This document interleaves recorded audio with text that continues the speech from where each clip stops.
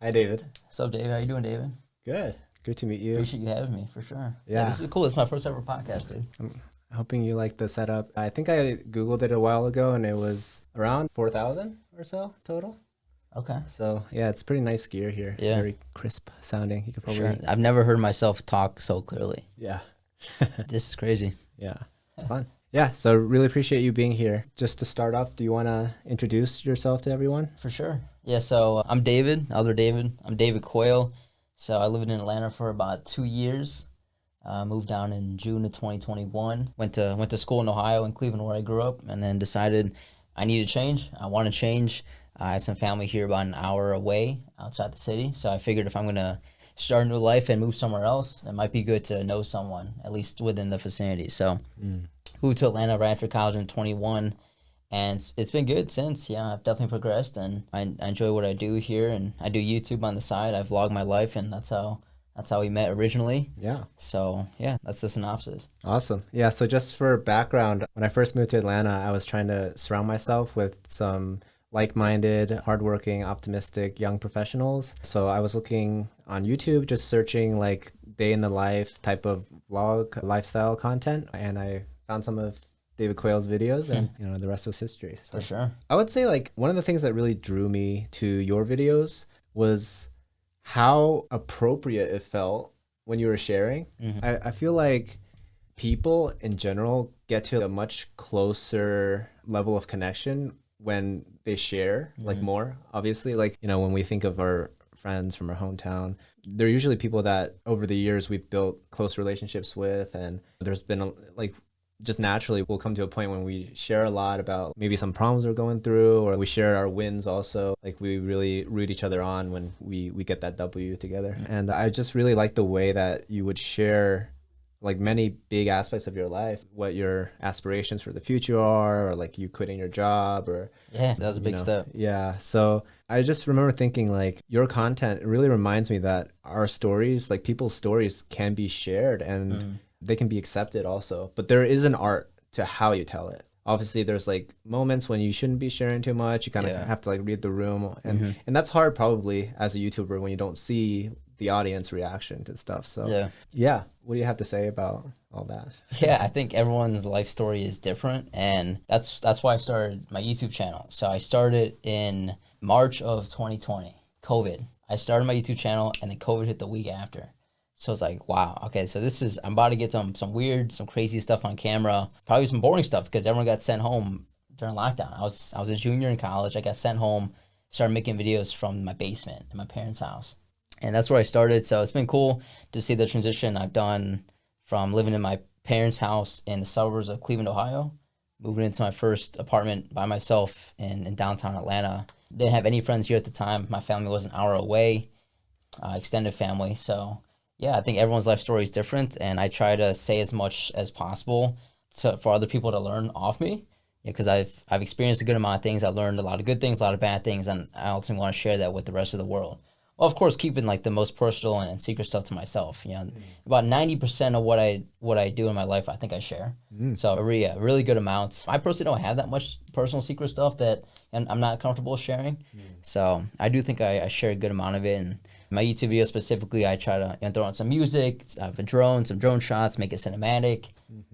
Make it enjoyable to watch. So for me personally, I make my YouTube videos to, one, share with the rest of the world what I've experienced and how I could help them, and two, watch back my memories. So Yeah, that's huge. my girlfriend Skylar, she moved in with me last year, so I have that on camera, but I also have our first date on camera. Wow. Our first date's on YouTube, bro. Yeah. And that was risky because we weren't dating, and I brought the camera on our first freaking date. Yeah. And she's like, "Who's this guy with a camera?" But I knew it was going somewhere. I just had a feeling. And obviously I was right, so. That's crazy. Yeah, All the memories I made over the last 3 years are on YouTube. It's crazy to think that we might be the first generation where our kids or like their kids might be able to see us going through life through the years. Right? Yeah, we're the social media age where everything we do is out there Yeah. somewhere.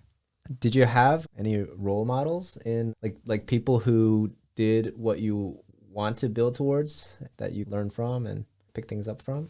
Yeah, from YouTube. I watch a lot of vloggers, fitness vloggers. That's basically what I do, where it's a mix of life and I throw in some workout scenes. It's overall basically self-improvement. So I watch a lot of self-improvement guys on YouTube. Two of my favorite are Max Tuning, MAX Tuning, and then this guy who goes by How to Beast. His real name is also David, actually, David De Las Morenas.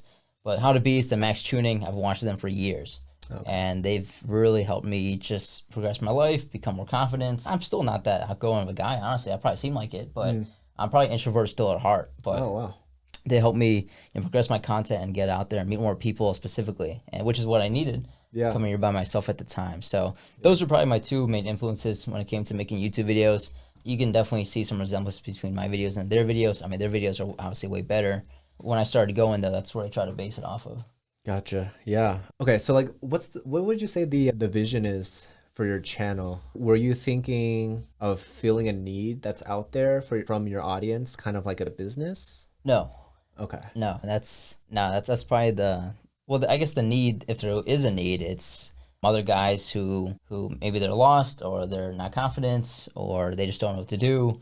Any decision they make, they can't make a decision like that. It takes them forever to do that. I'm on that self-improvement journey, and that's what I try to portray. I don't think I'm necessarily trying to sell it. I'm never going to sell anything. I promise you that. I don't want to act like as a promoter or anything like that. I truly enjoy it for my own enjoyment. And I think naturally I benefit others as well who watch my channel. Like just like you. I mean, you watch my channel and you connect to my journey. So you follow and you join along for the journey and join along for the ride, and it's all relatable. And that's what I go for. It's never been a mission of mine to grow my channel as huge as possible. It's still a small channel, and that's perfectly fine. Yeah, I'm truly enjoying putting my life on camera one time per week, every single Monday I upload. And I'm motivated to do it. I've posted 180 some videos now, every single Monday, which is over 3 years, purely because I love to put my life on camera, make content out of it, condense it into my week into a 10-minute video with music that's enjoyable, and then watch it back later. So that's part of it. I like doing that for myself. And then naturally, I hope I help other people as well. Gotcha. Yeah. And I think that's really important because I have a friend who's like a pretty famous streamer. She has maybe like over 2 million subscribers. And she was saying when she started, it was not like a business. She was working in a dental office. She was just doing it for fun. Like she liked to play video games, and it just got to a point where she was like, oh, I'm actually making more money doing this than my other job, and I enjoy it more. So let me just switch over and see what happens. And then she became like a full-time thing. So her advice for new people that are creating content is just like, if your goal is to grow and like run a business, you might not be able to stick with it long enough to actually make that happen. So yeah, I was kind of interested, like what kind of drove you to put out such regular updates. So it's good to know. Yeah, I think it's cool. Yeah, I think it's cool, and I'm proud of it that I'm able to film stuff, put it together, crank out a 10-minute video that's enjoyable. At least most people have told me that they're enjoyable, and have people consistently watch them. It's content creation, which is a broad term, but anyone who's able to do that I think it's cool. It's cool. I mean, it's every given video is a new project. Yeah, I gotta be so creative every single video. I mean, I try to make each video better than the last.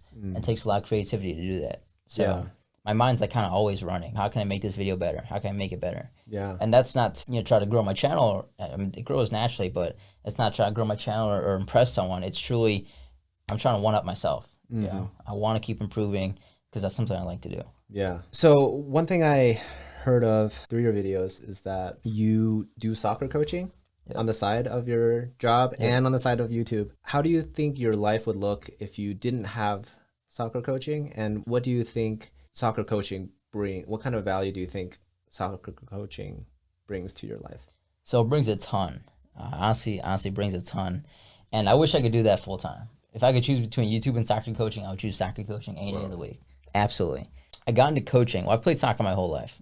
From age 5 and up through college. I played in college. And I went to coaching because my senior year of college soccer as a player, it got canceled. Half the season got wiped out. Games didn't really count because of COVID.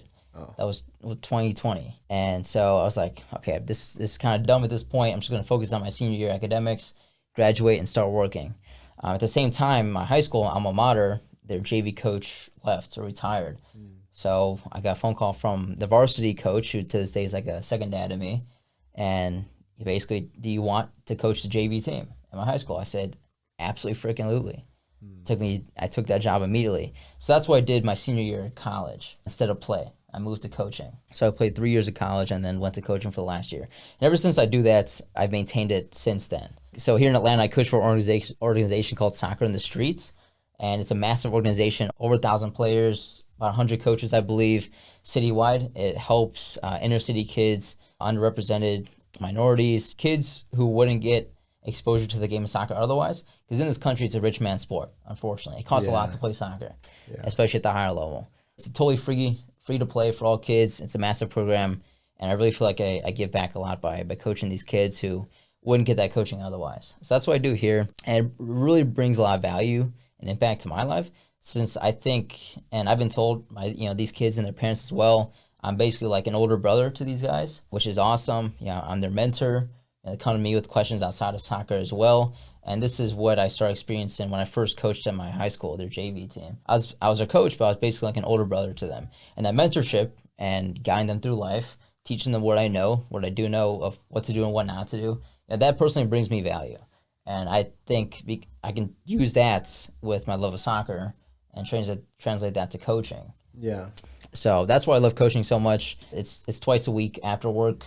Practices are Monday and Wednesday, and the game Saturday morning. Wow. So, it's been pretty awesome. Yeah. It seems like it's not draining work in the sense that, like, you work your job, and then if you were to work this as a soccer coach, it would deplete even more of a battery where you go to work the next day and you're just even more drained. You can't even like measure up to the goals that are set on you. It seems like it's almost something that like fills you up with some kind of like energy that makes you even better, right? Absolutely. Yeah. So it's about probably 8 or 9 hours per week extra.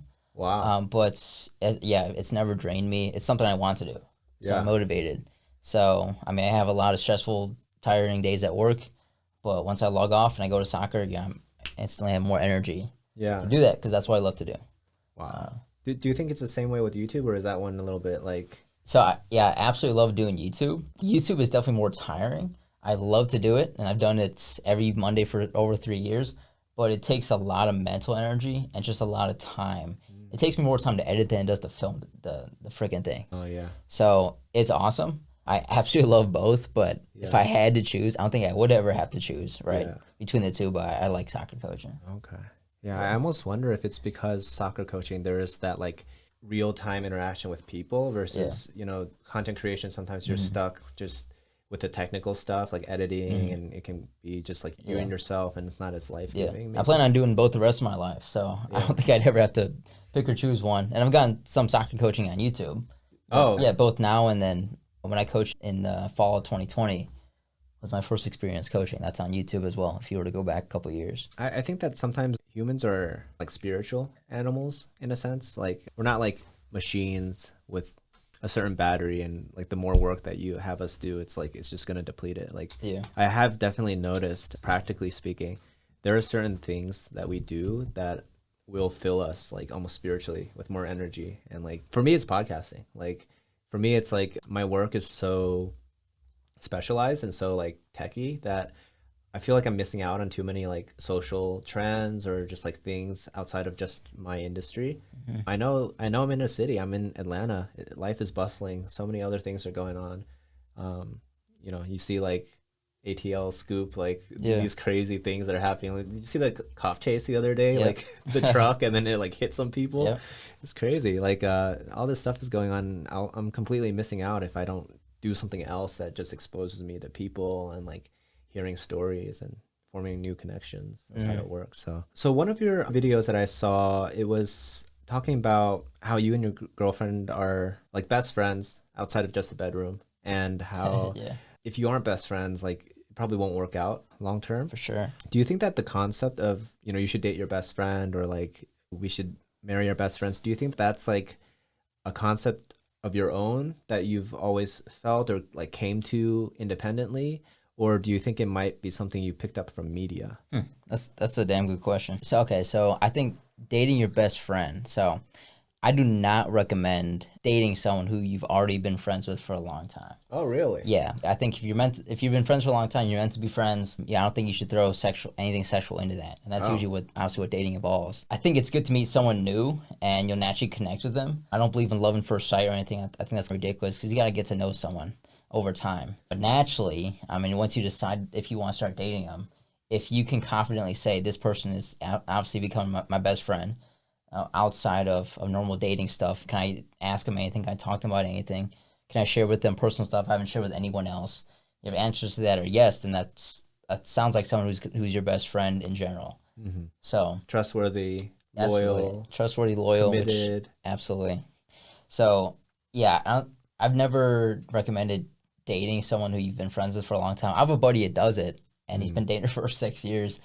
Raiden, if you watch this, yeah, kudos to you. I think Skylar's naturally become my best friend. We met on Instagram. Oh, I sent her a DM. okay. And then I went to see her for her first days. I slid in her DMs. I spit some freaking fire, and she loved it enough to go on a date. And I could tell there's some chemistry immediately. So I mean, we naturally have progressed into best friends. Okay. I didn't make it official till like 5 months in, because I'm not picky per se at all. But I was taking my time. Yeah. I want to make sure that she's actually right for me, and I'm right for her at the same time. So Gotcha. Yeah. Yeah. I mean, I came up with this question because I was hanging out with a friend recently, and he was just mentioning like best friend. Your best friend could be like a guy or something. Like sometimes I feel like there's freedom in trusting a bro to like take something I say, like maybe I'm not being super tactful with how I say it, but I'm like honest. Like if I'm like, yo bro, like you're eating a lot of Cheetos, like it's not good for your cardio system or whatever. And then like you're just staying home playing video games all the time. Like, and you're complaining about being depressed, but you're not having any like life-giving interactions with people. I feel like, I mean, I don't want this to sound like sexist or anything, but I feel like sometimes if I were to phrase something like that, it's just the way the thought shows up in my mind. But if I were to say that to like a woman, sometimes I've noticed that it can be like too harsh the way that I'm saying like some advice. But I feel like with like my close guy friends, I can kind of be a little harsh with like criticism, or just because I care about them and I want them to be their best self. And I feel like that's what a best friend would want. I'm all for tough love like that. Absolutely.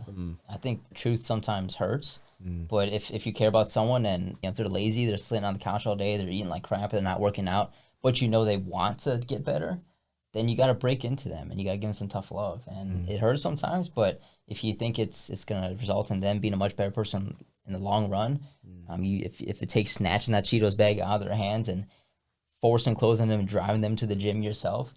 I mean, it's harsh, but if I want to see my friends thrive, you do as well, obviously. So if I'm all for tough love, and I think Skylar agrees with that as well when it comes to dating. Yeah. Oh, okay. Another question I thought of from your videos was, you feel like you're maybe like 95% fulfilled right now, but not 100%. Yeah. Do you feel like you're responsible for feeling 100% fulfilled? And if so, what do you think might be missing? Yeah, so am I responsible for it? So man, you're asking me some damn good questions today. Yeah, I mean, I think I'm solely responsible for my life. Okay. Absolutely. Okay. Yeah, obviously I have some mentors. My parents are a great help. My friends are a great help giving me advice, but I think I'm solely responsible for my life. Absolutely. Okay. So if I'm going to achieve peak happiness, I think I'm probably responsible for it. And what's missing, I don't know. I mean, I don't know. I think I am very happy. Absolutely. Yeah, everything's going well for the most part. My job's good, girlfriend's good, hobbies are good. There's not much in my life to complain about, but yeah, it's not, I'm not 100% happy. And if I knew how to fulfill that, I think I would have by now. Gotcha. So I don't know. I have no idea. Yeah, I mean, it might just be like, I think that's part of life too. Yeah. Keep doing new things, keep meeting new people. Yeah. I mean, who knows? Yeah, I mean, like your life could change like that. Yeah. Overnight. Trial and error, baby. Yeah. Right? Like, Yeah. we're not, there's no like course that tells you exactly what you need to do to be 100% fulfilled. Absolutely. Otherwise, there would be no lackings anywhere. Yeah. Yeah. Okay. I think this might be a shorter episode just because we have to get all our files and stuff. But I will say we're running a little close on time right now. But to close, where can people find your content? And do you have any advice for me how I can maybe connect like appropriately with people about my actual questions and my desires and share my journey with people in a way that is like well received, maybe. So I think it's impossible to please everyone. It's Okay. literally impossible. So you just got to do what feels right to you. So in my case, yeah, I posted a video every single Monday about my life, and people are gonna judge you for anything you do. So you might as well do what you want to do, and that's a fact. I mean, I could tell you the sky is blue, and someone will argue with me and tell me it's green. Right? And so people are absolutely gonna push back on everything you do. It's impossible to please anyone. So I think that's important to just hone your craft and follow your passion. I don't want to sound like a guru or something because there's no specific way to do anything. Yeah. But for me, my enjoyment comes from making YouTube videos, put my life on camera. I enjoy picking up the camera, filming myself, sitting down for 5 hours at once, editing it, and then putting it on YouTube. I enjoy reading through the comments. They're always nice comments, usually a bunch of Instagram DMs like yourself when you first DM me. So I think my number one piece of advice is plan something out and then stick to it no matter what. And I think that's ultimately key. And you got to take it one step at a time, one video at a time, one podcast at a time. Obviously, I mean, we're filming this on Sunday night. So my video for my Monday post tomorrow is pretty much almost done. I have no idea what I'm going to film for next week. I have no idea what I'm going to film a month from now. I have no idea what I'm going to film or even be a year from now. So I take it 1 week, 1 day, one video at a time. Okay. I think when you break down a larger goal into small pieces like that, then it becomes attainable. Gotcha. I think with YouTube, I have a number of people I know who try to start YouTube channels and they die out. They lose motivation, they lose self-esteem, they're not seeing it grow, so they say, screw this, I'm done. I think that's because like they see these YouTubers with 1 million subscribers and they're starting at 5. Oh shit, I'm never gonna get to 1 million, what's the point? Whereas if you can just say, look, I'm gonna grow 5 subscribers this week and then 10 subscribers next week. Yeah, I'm going to make this video, see how it goes. I make the next video, see how it goes, and see that gradual progression. It becomes enjoyable. Yeah. I've fallen in love with that process. Yeah. I think that process is cool. So it's good to have an end goal, but if you don't break it down into smaller pieces, you're never going to reach that end goal if you don't enjoy the process itself. Gotcha. Yeah, I saw a Mr. Beast interview where he was saying like there is no such thing as a perfect video. Like every video there's something that you can tweak, something that you can improve, and it's the same way for him. Hearing him say that when he has like pulls multi-million dollars into each video, it really humbles me. At least there's so much I can do, and there's really no point comparing me to someone else with a completely different like ball game. It's me versus myself yesterday. There's just too much that I can prove in. And comparing to others is not really helping anything. Comparison is the thief of joy. That's what they say, and that's so true, dude. That's so true. So there's always someone out there with more subscribers. There's always someone out there with more followers, someone out there with a nicer car. If you buy a $5 million house, that dude across the street bought a $6 million house. And do you now feel crappy because your house isn't worth enough as that guy? Even though the average income in this country is like 50 grand and all they can afford is a shack. So when you start comparing things and looking to people who are way further down the line because they started earlier, there's no point doing that. Otherwise you'll just lose motivation for yourself. All right. Well, thanks for that insight. And, my YouTube channel, by the way, is David Quayle. It's just my first name, last name, Quayle. Yeah, just look it up. Instagram is David Quayle _ If you want to look that up, there's a link in there. Yeah, I'll drop the link YouTube in the description as well. Post every Monday, basically something related to my life. It's a mix of vlogging and lifestyle content, cinematic stuff. I throw a bunch of cool music in there and talk about my life, and hopefully it helps anyone who watches. So every single Monday I drop. Yeah. All right. Well, thank you. Yeah. Appreciate you having me.